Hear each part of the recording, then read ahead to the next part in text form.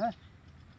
साथियों, समाज की अव्यवस्था को देखते हुए मैं भगवान राम के पास गया कि हे प्रभु, आपने रामचरितमानस में कहा है कि जब जब होए धर्म की हानि, बाढ़ें असुर अधम अभिमानी, तब तब ले प्रभु मनुज शरीरा, हरै कष्ट सज्जन दुख पीरा।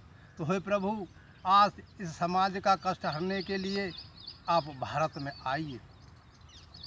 भगवान राम कहने लगे कि अरे कविराज,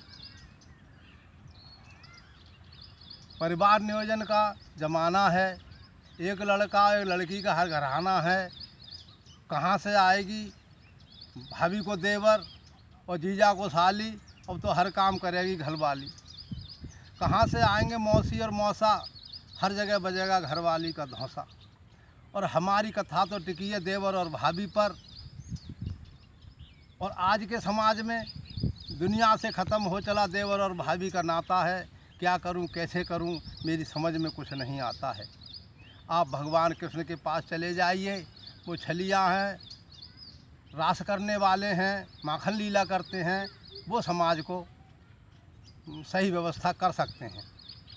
ये सुनकर मैं भगवान कृष्ण के पास पहुंचा और मैंने कहा कि हे प्रभु, आपने गीता में कहा था कि यदा यदा हि धर्मस्य ग्लानिर्भवति भारत अभ्युत्थानं तदात्मानं सृजाम्यहम् परित्राणाय साधूनां विनाशाय च दुष्कृतां धर्म संस्थापनार्थाय संभवामि युगे युगे। आप उस वचन को पूरा कीजिए। तो भगवान कृष्ण कहने लगे, अरे कविराज, जरा सोचो, आज सबसे बड़ा डर पुलिस का है। कविराज, एक बात का डर है कि सरकार ने बैठा दिया पुलिस का पहरा, घर घर है, मैं कैसे आ सकूँगा। और दूसरी बात यह है कि भारत में आने से धड़कती मेरी बोटी है और कितनों को निगल गई वो निठारी वाली कोठी है। बारूद का ज़माना है, कहीं धमाकों में डर जाऊंगा और दुबक गया किसी महल में तो दब के मर जाऊंगा। तो मैंने कहा, भैया आप तो माखन लीला करते थे बचपन में, ज़रा वो कीजिए। आप तो गोपिकाओं से दही छीनते थे, माखन खाते थे, ज़रा वो माखन लीला करिए। तो कहने लगे कि कविराज, ये तो काम कर दिया दूधियों ने फेल, ये काम कर दिया दूधियों ने फेल। एक तो जहर पीऊँ और रोड होल्ड में पुलिस भेज देगी जेल। तो हमने कहा, हे प्रभु, तो फिर आप रासलीला करिए। तो कहने लगे कि रचाऊंगा रास किसी बाला के साथ तो पुलिस अंदर कर देगी दफ़ा 376 के साथ।